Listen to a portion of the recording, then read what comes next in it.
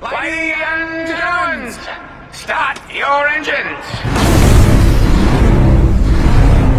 Bonjour tout le monde, aujourd'hui nous allons plonger dans l'œuvre d'un génie visuel, d'un créateur d'univers, d'un conteur hors pair qui n'aura eu de cesse, film après film, de questionner l'art du récit et de s'interroger sur la portée universelle de ces histoires afin de les transcender en mythes éternels. Ce réalisateur, c'est George Miller, évidemment très connu pour sa saga Mad Max. Le reste de sa filmographie n'en est pas moins percutante et remarquable grâce à une mise en scène toujours nerveuse, radicale, symbolique et pleine d'adrénaline. Quelles sont les thématiques, les influences, les obsessions et l'essence même du cinéma de George Miller?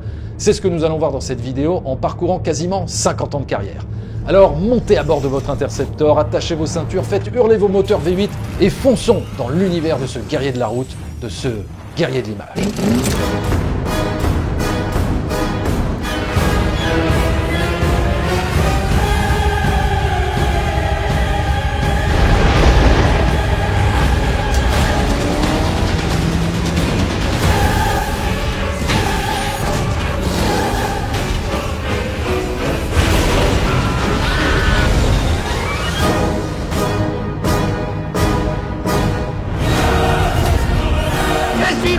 Rien ne m'arrêtera!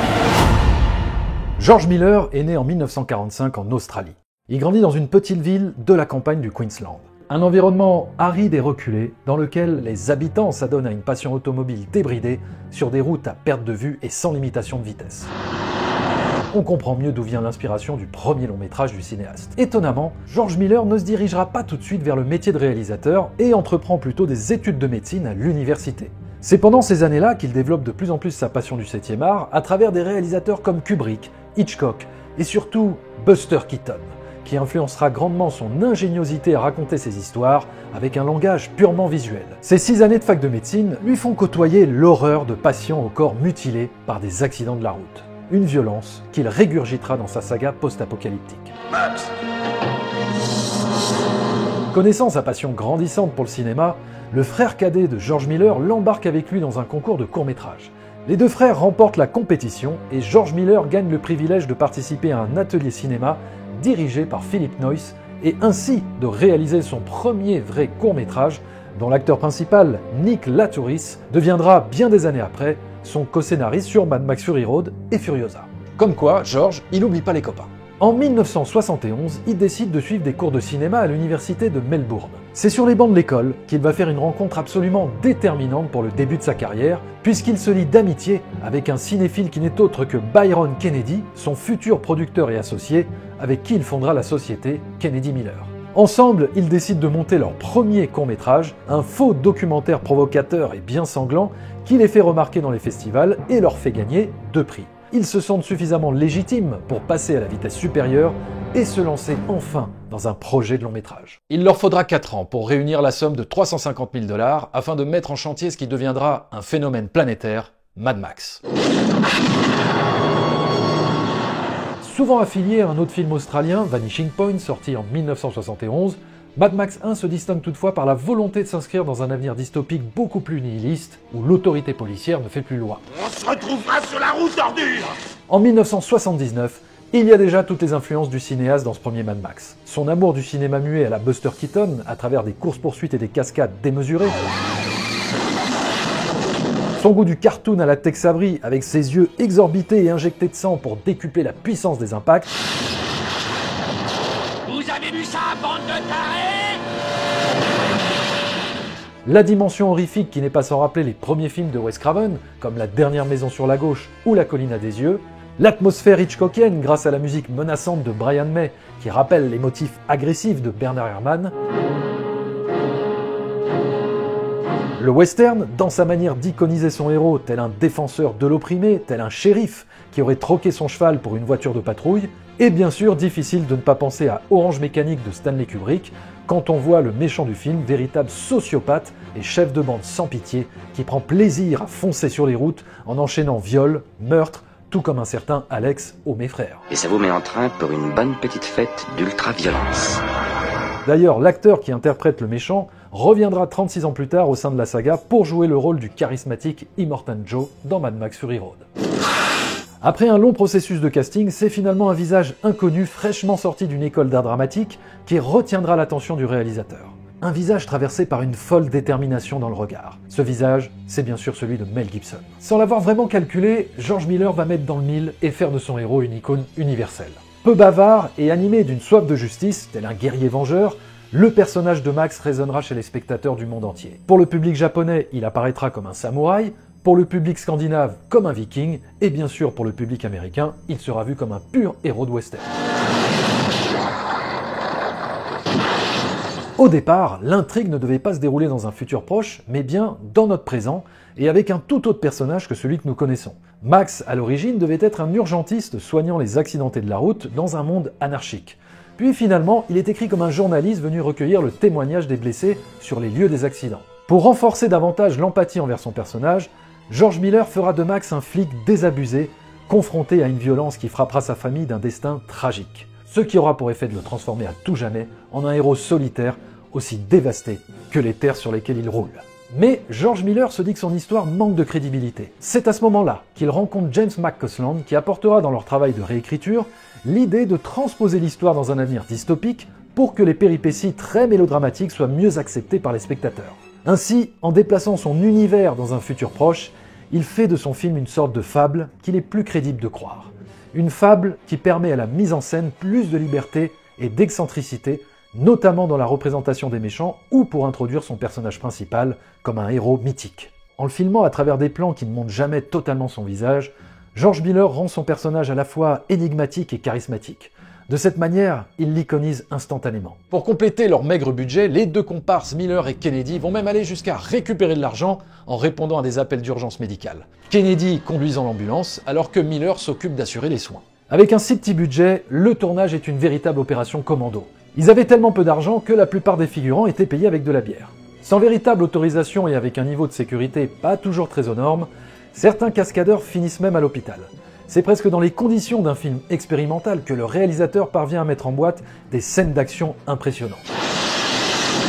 En combinant un montage dynamique et des prises de vue au ras du sol qui accentuent encore plus la sensation de vitesse, George Miller met en boîte des cascades de voitures impressionnantes et nous propulse dans un monde hystérique et désespéré au bord du chaos.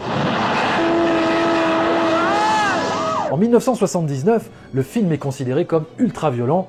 Pourtant, bien que l'expérience soit parfois éprouvante, la réalisation joue essentiellement sur la suggestion.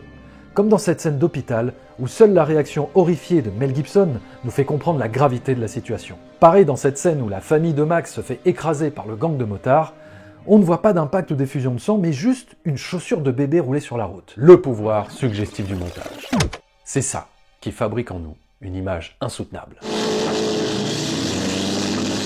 Miller pense son cinéma comme de la musique. Il enchaîne ses plans comme les notes d'un morceau de rock. Le montage des scènes est souvent très cut, composé de plans furtifs ou de plans en accéléré, même si ceux-là peuvent apparaître anachroniques ou renvoyés au cinéma muet. Mais pour le réalisateur, ce qui prime, c'est surtout la vitesse du découpage. Ce n'est pas uniquement ce que contiennent les images, mais bien sa manière de les relier entre elles qui constitue la vraie violence de sa mise en scène. C'est cet assemblage d'images qui nous frappe en pleine poire tel un uppercut. Trouver le bon rythme, la bonne coupe au montage, c'est trouver la bonne musicalité dans le déroulement des plans. Quelque chose qui ne s'explique pas, mais qui se ressent et qui vient des tripes. Et c'est ça, l'action chez Miller, une intuition visuelle, une sensation viscérale de pure adrénaline. Le film est un véritable carton et rapporte plus de 5 millions de dollars australiens et 100 millions de dollars dans le monde entier. Au vu de son faible budget, Mad Max devient à l'époque le film australien le plus rentable jamais réalisé. En revanche, en France, ce fut une autre histoire. Le film fut carrément classé X à cause de sa soi-disant glorification de la violence, ce qui bloqua carrément la sortie du film, sauf si on acceptait d'être diffusé dans des salles pornographiques. Et ce n'est qu'au bout de 3 ans que la commission de censure accorda enfin une sortie dans un circuit de salle traditionnel, mais amputé de 6 minutes et avec une interdiction de moins de 18 ans.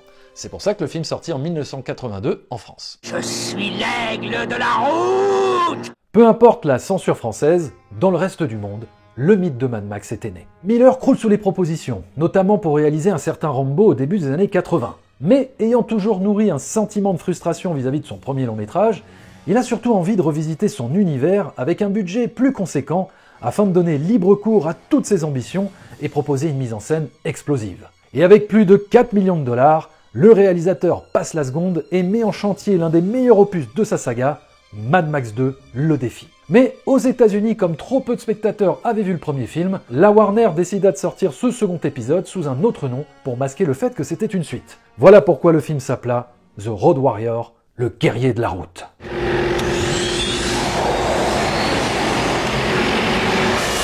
C'est après le succès de Mad Max 1 que George Miller découvrira la théorie du monomythe campbellien, le héros aux mille et un visages. Un ouvrage qui nourrira les archétypes de son récit et donnera à son film la dimension d'un conte universel. Voilà pourquoi l'intro qui recontextualise les événements nous est contée cette fois par un narrateur en voix off. Je me souviens d'un temps où régnait le chaos, mais par-dessus tout, je me souviens du guerrier de la route. Il use de l'ellipse pour prendre une véritable distance avec son film précédent et ainsi s'affranchir d'une continuité narrative. George Miller situe son nouvel opus dans un avenir plus lointain, dans un contexte nouveau et différent. En même pas 5 minutes, nous voilà plongés dans un autre univers, celui cette fois d'un vrai monde post-apocalyptique. Un monde dans lequel la civilisation a basculé et où des tribus s'affrontent pour quelques gallons d'essence au milieu d'une terre désolée. C'est ici, dans ce lieu maudit, que nous retrouvons notre héros désenchanté, Max. Un survivant solitaire et nomade, accompagné uniquement de son chien. Un bouvier australien qui avait été trouvé dans un refuge peu avant le tournage et qui aurait dû être piqué avant d'être finalement adopté par un membre de l'équipe. Le destin amènera Max à sortir de sa solitude pour combattre des maraudeurs sans pitié et protéger une communauté menacée.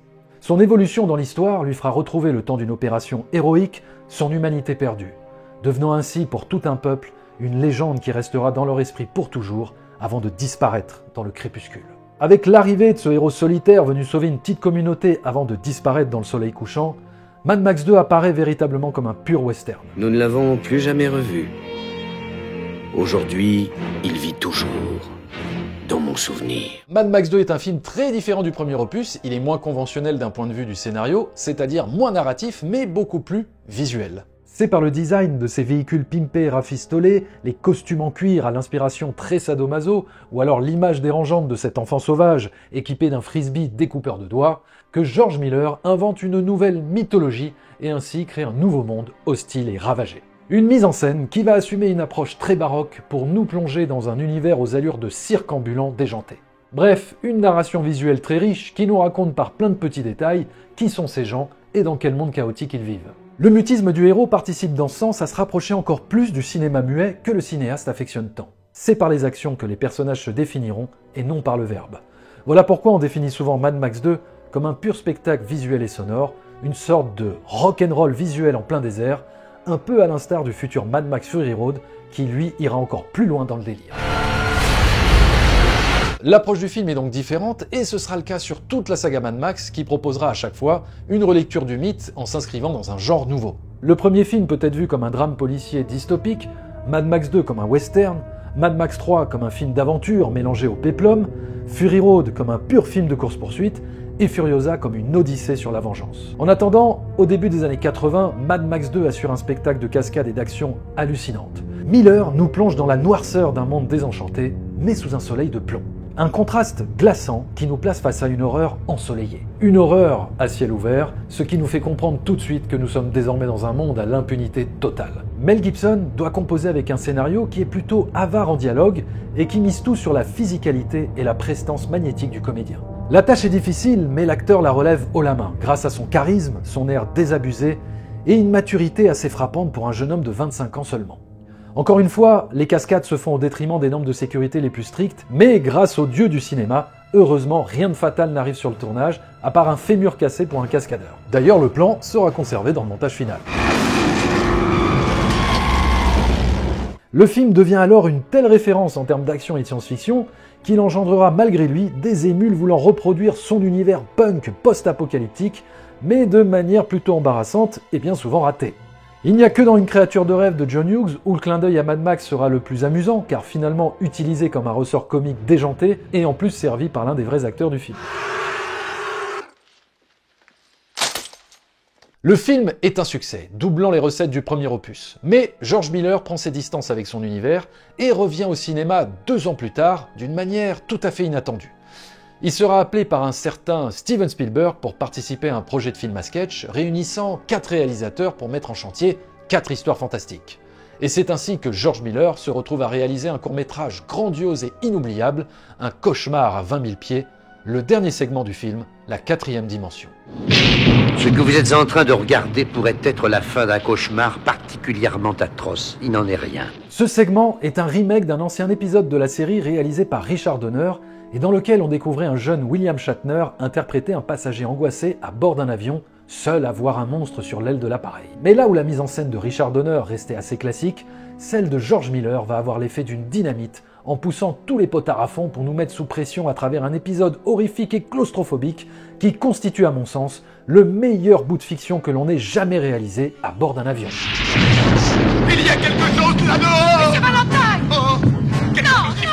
bouge! Ça bouge dans les murs! Là, sur l'aile!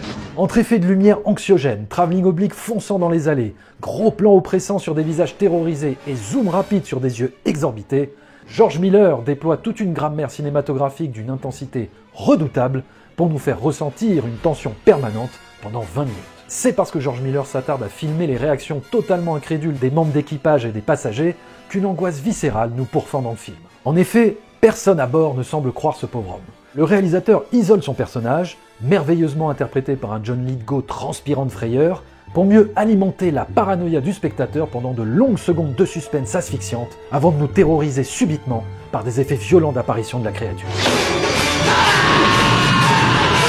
La créature, justement, n'a plus rien à voir avec celle toute inoffensive du vieil épisode, mais se montre ici beaucoup plus inquiétante, agressive et effroyable.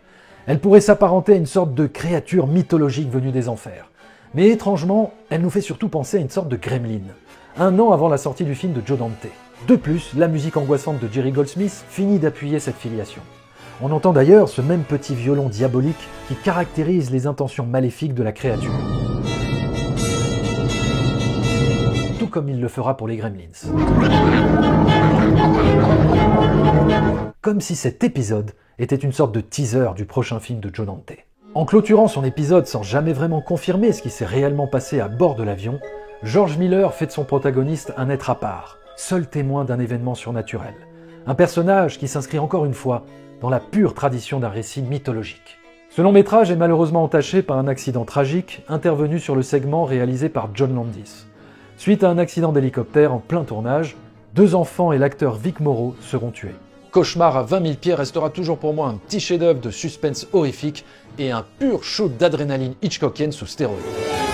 Comme si la malédiction continuait encore son œuvre après avoir frappé le tournage de la 4e dimension, seulement 3 semaines après la sortie du film, l'associé et producteur de George Miller, Byron Kennedy, meurt lui aussi dans un accident d'hélicoptère à seulement 33 ans. George Miller est effondré et abandonne le projet sur lequel les 2 partenaires étaient en train de travailler, à savoir un 3e Mad Max. Il n'a plus envie de revenir dans cet univers qui le lie intimement à son ami. En attendant, il s'implique sur divers projets de télévision en Australie et fait ainsi la rencontre d'un réalisateur, George Ogilvy, avec qui il collabore sur quelques épisodes de la série The Dismissal. C'est avec lui que Miller trouvera suffisamment de force pour faire son deuil et revenir au sein de sa saga post-apocalyptique en co-réalisant en 1985 Mad Max 3, Au-delà du dôme du tonnerre. Souvent considéré par beaucoup comme l'opus le plus faible de la saga, il est vrai que Mad Max 3 crée une scission avec la violence et les courses de bagnole totalement débridées qui faisaient le sel des 2 premiers films. Ici, on penche davantage vers une certaine légèreté de ton qui fait de cette histoire un film d'aventure plus familial. L'idée, en plus de choisir la rockstar Tina Turner pour jouer l'antagoniste, finit d'attester cette volonté d'aller vers un public plus large, plus populaire. C'est d'ailleurs le seul film de la saga où le méchant ne meurt pas. Même si on pourrait dire qu'à la fin de Furiosa, le méchant techniquement parlant ne meurt pas vraiment, il est quand même dans une sale posture. Bref, s'ouvrir à un public plus large, c'est ce qui a justement déçu à l'époque les aficionados de l'univers déjanté de Mad Max. Néanmoins, ce 3e film reste malgré tout en totale cohérence avec l'esprit mythologique que Miller a toujours voulu infuser dans ses histoires. Surtout que cet opus est finalement le plus chargé symboliquement en termes de mythes, légendes et religions. C'est juste que cette fois, le conte est un peu moins sombre et plus teinté d'espérance. En effet, c'est grâce à la transmission orale d'une prophétie que cette tribu d'enfants garde espoir. C'est notre histoire à tous. Elle est passée de bouche en bouche, vous devez l'écouter et l'apprendre. C'est le film de George Miller qui souligne le plus l'importance du récit comme moyen de survie. C'est ce récit qui entretient la croyance qu'un jour, un étranger, un sauveur, guidera cette tribu vers un nouveau monde. Voilà pourquoi ce 3e film est celui qui se rapproche le plus d'une allégorie biblique. avec la silhouette encapuchonnée de Max telle une figure prophétique et ses chameaux tractant une carriole à travers l'immensité du désert, le film renvoie clairement aux épopées classiques hollywoodiennes ou au péplum.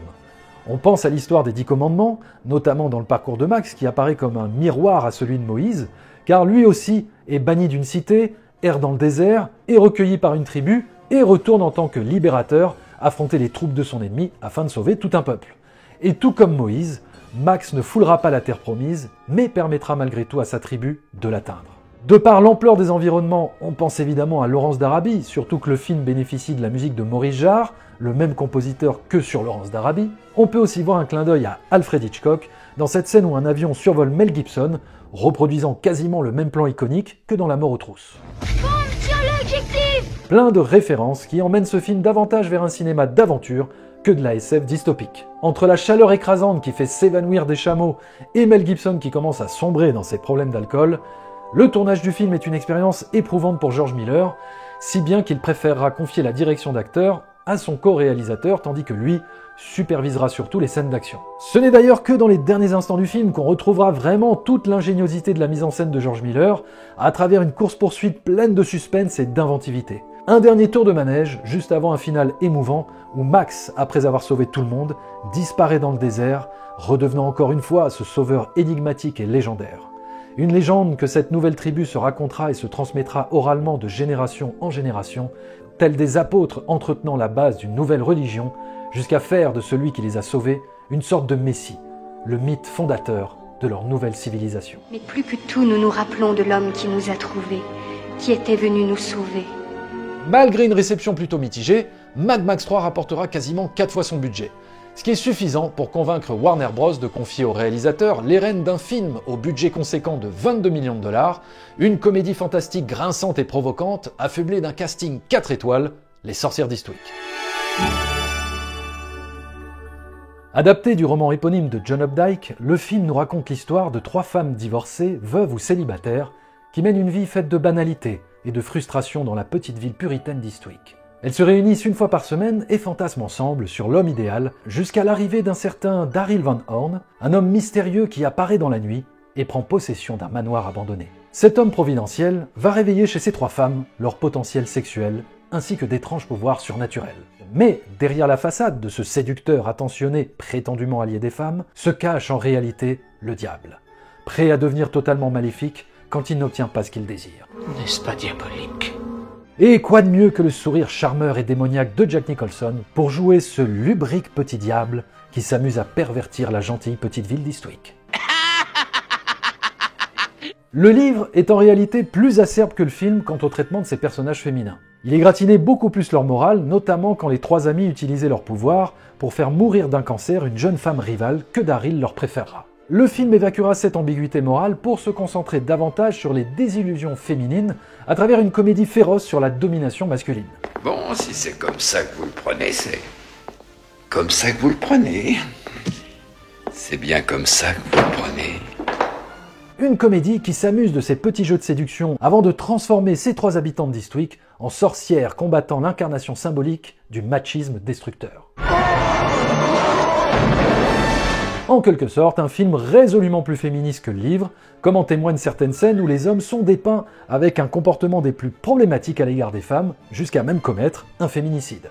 Les mecs sont de tels enculés, n'est-ce pas ? Si George Miller a eu une très bonne expérience hollywoodienne en tournant La 4e dimension pour Steven Spielberg, eh bien pour ce film ça ne sera pas vraiment le cas, car en effet, la production des Sorcières d'Eastwick va s'avérer être très problématique. Le réalisateur se verra imposer par le studio de prendre obligatoirement l'actrice Cher alors qu'il ne la désire pas du tout pour le rôle. Oh, arrête ton numéro, hein! En résulte une tension permanente qui poussera Cher à abandonner le film après quelques jours de tournage avant d'être finalement dissuadé par Susan Sarandon.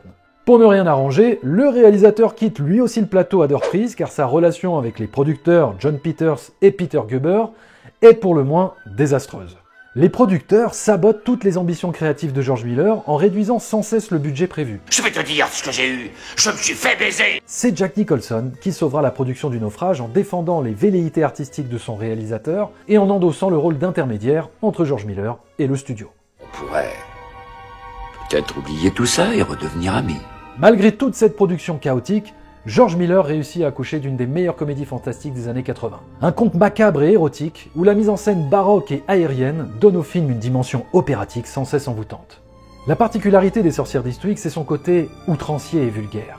Comme si la mise en scène était à l'image du personnage de Jack Nicholson, libéré du bon goût et de toute entrave morale. C'est souvent excessif, mais jamais grotesque, car la dimension érotique très assumée est toujours contrebalancée par une certaine poésie visuelle. Comme dans cette scène où Jack Nicholson pousse Susan Sarandon à jouir par le truchement d'un violoncelle, qui symbolise ici son propre vagin, qu'elle stimule jusqu'à l'orgasme.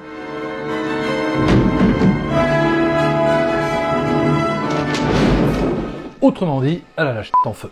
De plus, la vulgarité du film se contraste habilement par une certaine forme d'élégance grâce à la lumière de l'un des plus grands chefs opérateurs de l'époque, Vilmos Zsigmond, qui donne au film une atmosphère chaleureuse et romantique aux allures d'opéra italien. Pour la scène la plus écœurante du film dans laquelle Veronica Cartwright vomit des noyaux de cerises, l'équipe des effets spéciaux de Rob Bottin utilisera un animatronique en taille réelle de l'actrice des plus réalistes.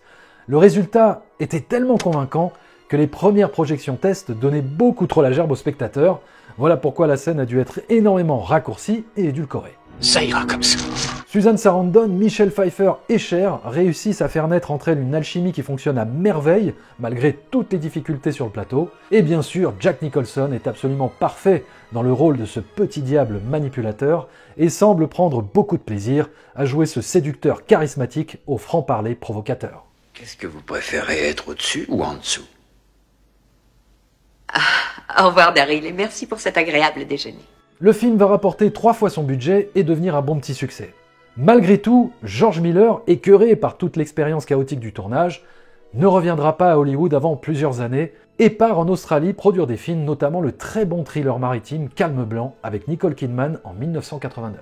Il faudra attendre 5 ans avant que George Miller revienne à Hollywood pour un nouveau long métrage.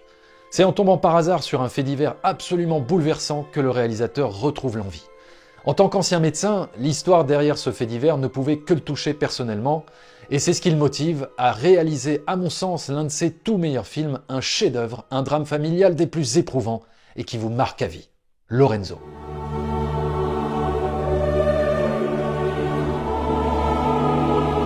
Adapté d'une histoire vraie, le film raconte le cauchemar de la famille O'Donnell face à une maladie dévastatrice qui frappe leur fils de 6 ans. Une maladie neurodégénérative qui dégrade de plus en plus les fonctions motrices de l'enfant jusqu'à l'amener à l'état de légume. Face aux prévisions alarmistes des médecins qui prédisent la mort du petit garçon au bout de 2 ans, les parents refusent d'abandonner le moindre espoir et se lancent dans la bataille à travers un parcours du combattant éprouvant pour trouver un nouveau remède qui sauvera la vie de leur fils. À l'origine, c'était Michelle Pfeiffer qui devait incarner le rôle de la mère avant que l'actrice décline au profit du rôle de Catwoman dans Batman le défi. C'est donc Susan Sarandon, une autre sorcière d'Eastwick, vers laquelle le réalisateur se tourne. George Miller met en scène le combat contre la maladie comme un film d'horreur, voire comme un film de guerre, où la dégénérescence progressive du petit garçon est montrée comme une bombe à retardement qu'il faut désamorcer au plus vite. Le couple de parents se bat sur tous les fronts, en étudiant eux-mêmes la maladie, en consultant des chercheurs, en participant à des groupes de soutien, ou en remettant en question la médecine traditionnelle. Chaque instant est une bataille à remporter pour gagner du terrain et vaincre l'ennemi. Même à l'intérieur d'un récit supposé sérieux, le réalisateur ne se restreint pas dans ses effets de mise en scène. Il renforce les sentiments exacerbés de ses personnages pour mieux nous faire ressentir tout le poids d'une telle épreuve et d'une telle douleur. On est émotionnellement dévasté devant l'abnégation monumentale de cette famille à lutter sans cesse contre toutes les péripéties. Et c'est bien ce qu'est le film, un enchaînement de péripéties filmé comme un parcours héroïque, une leçon d'espoir et de combativité.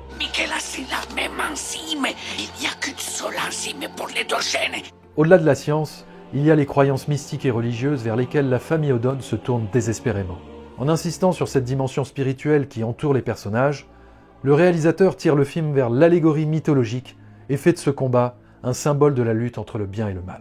Les effets de mise en scène et la musique grandement mélancolique qui surlignent le désespoir du récit pourraient en rebuter plus d'un, trouvant par moments trop excessif l'approche de Miller, mais pour moi, il n'y a aucune faute de goût, la gravité du sujet justifie absolument tout, même quand la réalisation flirte un peu avec le film d'horreur. Il y a cette dimension quasi horrifique dans toutes ces scènes où l'enfant part soudainement en pleine crise de convulsion et s'étouffe devant l'impuissance de ses parents. La lumière ténébreuse et les mouvements rapides de caméra sur la détresse respiratoire de l'enfant apportent un sentiment d'urgence et d'effroi d'une telle tension qu'on en a le souffle coupé. Nick Nolte est absolument déchirant, mais c'est surtout Susan Sarandon qui, par sa détermination poignante, livre ici probablement sa meilleure performance. Qu'est-ce que la vie d'un malheureux petit garçon à côté de votre confort et surtout de votre réputation, de celle de votre institut et de l'estime de vos confrères?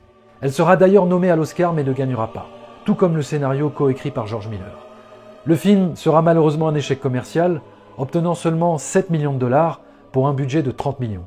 Et le marketing a eu beau essayer de camoufler toute la noirceur du récit par une affiche lumineuse et très feel-good movie qui n'a rien à voir avec le schmilblick, rien n'a pu empêcher le film de faire un bide. Lorenzo restera le film le plus confidentiel dans la carrière du réalisateur, ce qui est bien dommage car c'est probablement le film qui témoigne le plus de sa profonde humanité.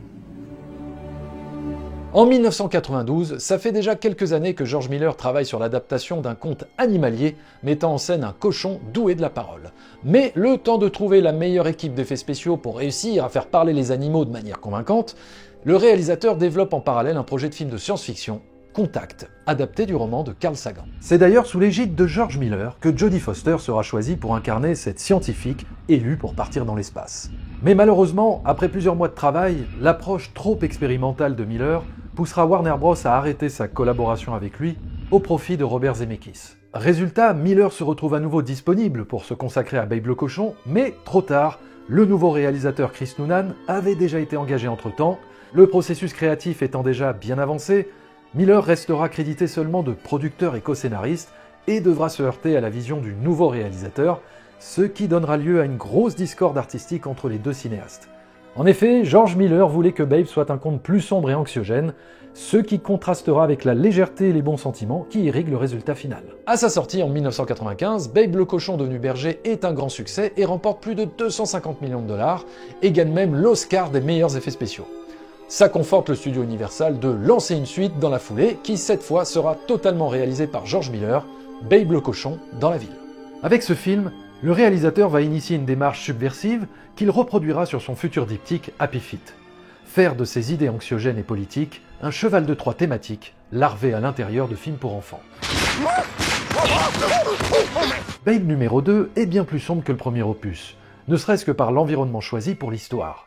Ici, une ville nocturne menaçante, magnifiquement illustrée par ce plan à la E.T., versus la gentille ferme ensoleillée du premier film. Tout comme avec Happy Feet 2, Miller sera victime d'une approche peut-être trop anxiogène pour vraiment plaire au plus grand nombre, comme en témoignent ces quelques images assez traumatisantes pour les spectateurs les plus jeunes, un divertissement au style dichotomique partagé entre le gentil conte pour enfants et une vision très noire de la société, ce qui explique pourquoi le film fut un échec en 1998, tout comme Happy Feet 2 qui, par sa conscience politique et ses enjeux écologiques angoissants, ne convaincra pas vraiment le public et fera un score assez décevant, ce qui est bien dommage car comme pour le diptyque Babe, c'est bien le deuxième opus qui reste encore une fois le plus intéressant thématiquement. Il n'y a que le premier Happy Feet qui sera finalement un succès, puisque le film rapportera 384 millions de dollars et gagnera en prime l'Oscar du meilleur film d'animation. En 2009, le cinéaste est sur le point de réaliser le premier film de super-héros sur la Justice League. Mais le succès surprise et colossal de The Dark Knight en 2008 empêche Miller d'utiliser le personnage de Batman avant que Christopher Nolan ne clôture sa trilogie en 2012. Le réalisateur australien passe donc à autre chose et revient enfin à son mythe post-apocalyptique en annonçant en 2010 un nouveau diptyque Mad Max, Fury Road et Furiosa. Mais au vu des difficultés à concrétiser ce projet gigantesque, le réalisateur envisage un temps d'adapter son histoire en jeu vidéo ou en film d'animation. D'ailleurs, un jeu est bien sorti en 2015 et pour l'avoir testé assez récemment, je peux confirmer que ça reste toujours aussi captivant et jouissif. Et pour rester dans l'univers du jeu vidéo, on peut rajouter que George Miller est devenu avec le temps très ami avec le créateur japonais Kojima, au point qu'il prêtera ses traits pour un personnage du jeu Death Stranding 2. Puis en 2012, après plus de 10 ans de gestation, George Miller préféra finalement revenir à un tournage en prise de vue réelle et se concentrer sur un seul film. Le réalisateur et toute son équipe mettent alors plein gaz vers le désert africain de Namibie pour livrer en 2015 probablement le meilleur film d'action du 21e siècle, un film qui mettra toute la concurrence à l'amende de par sa mise en scène spectaculaire, homérique et dantesque, Mad Max Fury Road. Que dire sur ce film, à part louer la virtuosité et l'inventivité de la réalisation de Miller, qui n'a de cesse, pendant 2 heures hallucinantes, de renouveler moment épique sur moment épique, avec des plans et des mouvements de caméra opératiques d'une telle vélocité qu'on a l'impression de prendre constamment des shoots d'adrénaline. Le pari fou de Mad Max Fury Road, c'est surtout sa capacité à raconter une histoire avec une économie de dialogue et de scènes d'exposition pour nous propulser tout de suite dans l'action sans jamais nous perdre. Le film ne s'arrête pratiquement jamais pour nous expliquer les enjeux. Non, c'est sur la route, toujours en mouvement et par une narration visuelle d'une richesse symbolique absolue, que le réalisateur souhaite nous raconter le fonctionnement de son univers vertigineux. Comment s'organise la hiérarchie de ce monde-là entre Warboys, Globular, Imperator et leader tyrannique? Comment les richesses sont réparties? Et comment s'articule la géographie de l'univers? Toutes ces questions qui servent à enrichir tout un nouveau lore et auxquelles le réalisateur répond d'une manière visuelle totalement limpide, prouvent bien le véritable tour de force narratif du film. Cette efficacité narrative vient justement du fait de ne pas passer par une narration traditionnelle, mais bien par une narration majoritairement visuelle. Voilà pourquoi, en pleine pré-production, George Miller préférera dans un premier temps partir d'un traitement de 150 pages pour élaborer un storyboard colossal composé de pas moins de 3500 plans, avant de s'attaquer à la rédaction d'un scénario conventionnel. Visuellement, tout s'enchaîne avec limpidité pour le spectateur, car Miller va privilégier une mise en scène qui raconte l'action au centre de l'image. Que ce soit dans les combats ou les courses-poursuites, tout se joue au milieu de l'image.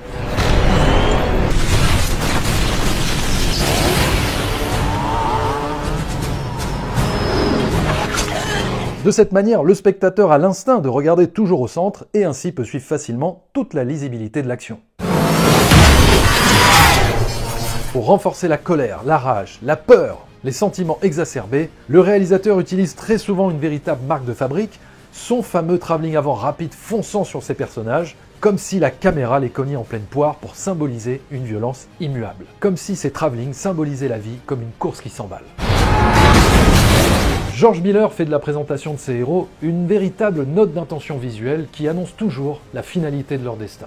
Dans Mad Max 1, le personnage est présenté comme un homme taciturne, désenchanté et isolé dans sa voiture, à l'écart du reste de ses collègues policiers, et c'est ce qu'il deviendra à la fin du film, un homme esseulé, renonçant à son métier de flic pour devenir cet ange de la mort qui sillonne les routes. Dans Mad Max 2, il nous est présenté fonçant sur la route en dézoom arrière depuis l'échappement d'un moteur, faisant qu'un avec son bolide, tel le mythique guerrier de la route qu'il symbolisera à tout jamais pour toute une tribu à la fin du film.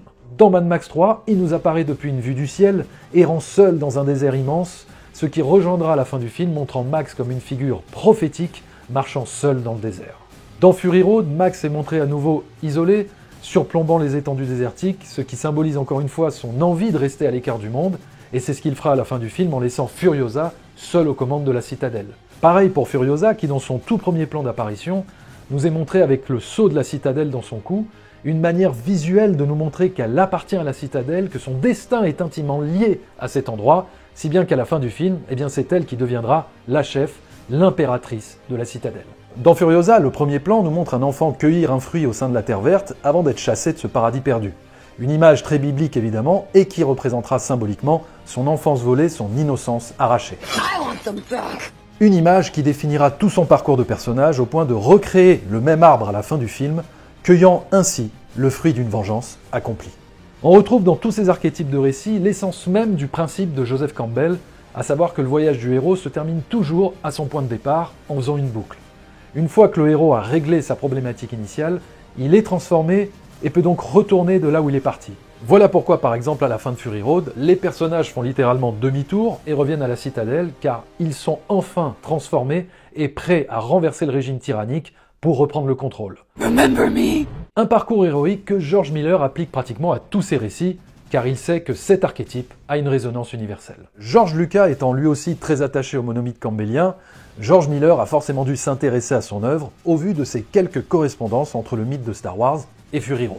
Le méchant masqué et sous respirateur à la Dark Vador, les Warboys totalement peinturlurés en blanc et dévoués à leur maître comme les Stormtroopers vis-à-vis de l'Empire, ou encore le bras tranché de Furiosa comme la main de Luke Skywalker. Un écho du passé qui s'inscrit dans cette récurrence des mythes que Joseph Campbell soutient dans son livre. Pour un blockbuster de cette époque, il était rafraîchissant de voir à quel point les prises de vue réelles étaient encore à l'honneur pour filmer des scènes d'action spectaculaires. Même si le film regorge, oui, de pas mal de plans truqués en CGI pour améliorer les arrière-plans, 80% du film est en practical, ce qui participe à rendre la plupart des cascades tangibles et hallucinantes. À sa sortie, le film recevra un accueil critique totalement dithyrambique et remportera 380 millions de dollars pour un budget estimé à 150 millions. Malgré tout, d'un point de vue tout à fait subjectif et personnel, j'ai toujours eu deux bémols qui viennent entacher ce déluge de louanges. 1. La musique de Junkie XL qui me fera toujours regretter la puissance symphonique du compositeur Brian May, Et numéro 2, Tom Hardy, que je ne trouve pas à la hauteur de son personnage mythique et de la méga claque du film. Il semble manquer d'implication. Il arrivera d'ailleurs souvent en retard sur le plateau, agaçant régulièrement Charlize Theron. Et puis, il souffre clairement de la comparaison avec le charisme de Mel Gibson, qui aurait, à mon sens, apporté une intensité et une empathie beaucoup plus grandes. Malgré le succès de Fury Road, un différend financier opposera Warner Bros à George Miller. Le réalisateur intentera un procès au studio réclamant un bonus de 7 millions de dollars que ce dernier ne voudra pas lui verser. Cette affaire mettra soudainement un frein à la poursuite de la saga qui prévoyait déjà un 5e film dans la foulée. Les deux parties finiront par trouver un accord à l'amiable, mais en attendant de reprendre la route du Wasteland, George Miller s'était déjà tourné vers un autre projet, un conte romantique aux influences arabisantes, 3000 ans à t'attendre.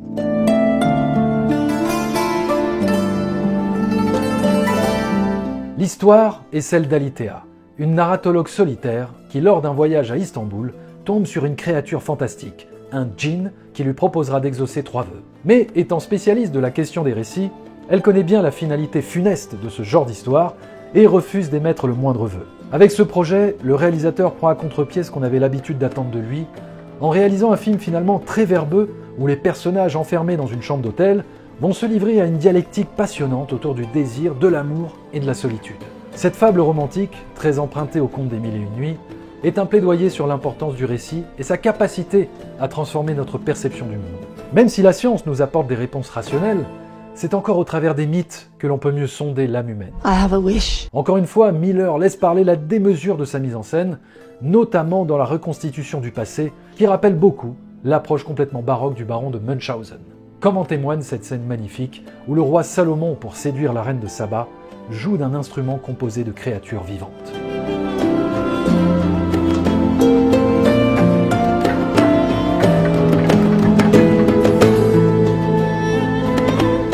Bref, un ravissement visuel et musical qui stimule notre imaginaire autant que notre intellect. Étant donné que le film vante le pouvoir des récits et que tout bon récit est souvent structuré en 3 actes, rien de surprenant donc à ce que le chiffre 3 hante tout le film en apparaissant un peu partout. Il y a 3 vœux, 3 histoires racontées par le djinn.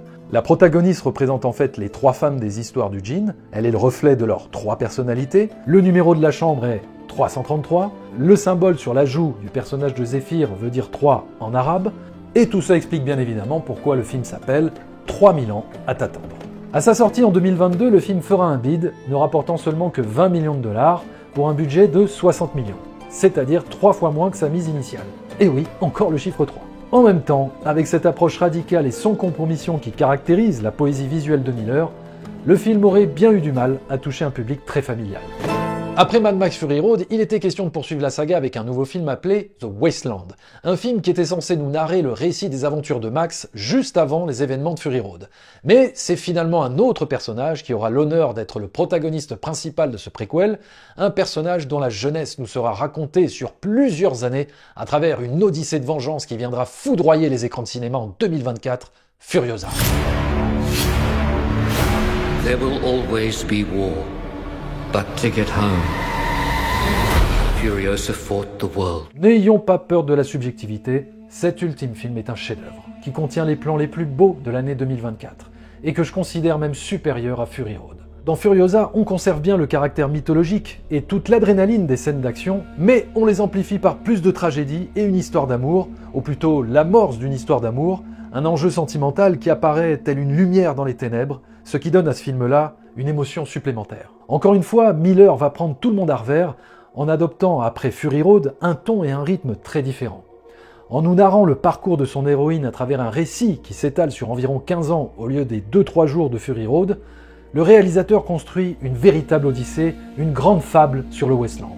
Tout y est plus développé, tout y est plus visité. La géographie des territoires et leur fonctionnement, les accords tacites entre les différents leaders politiques, la circulation des ressources et leur partage, tous ces éléments qui participent à renforcer encore plus la mythologie d'un univers déjà très riche et à rendre encore plus tangible ce monde de fous. Il faudra 78 jours de tournage pour mettre en boîte la plus grosse séquence d'action du film, tout ça pour un résultat de 14 minutes à l'écran seulement, ce qui est complètement fou puisque 78 jours c'est le temps qui nous permettrait de tourner tout un film en entier. Au départ, Miller voulait reprendre Charlize Theron et user de la technologie du de-aging pour raconter la jeunesse de Furiosa. Mais n'étant pas vraiment convaincu par le procédé, il préférera caster un nouveau visage après avoir vu le film Last Night in Soho. Ce que Tom Hardy n'arrivait pas vraiment à me communiquer dans l'opus précédent, l'actrice Anya Taylor-Joy me le communique ici complètement. Son personnage est pourtant tout aussi mutique que Max, mais l'actrice parvient à nous transmettre avec si peu de dialogue toutes les émotions ambivalentes qui l'animent grâce à sa prestance et son regard poignant. Que ce soit sa force ou sa fragilité,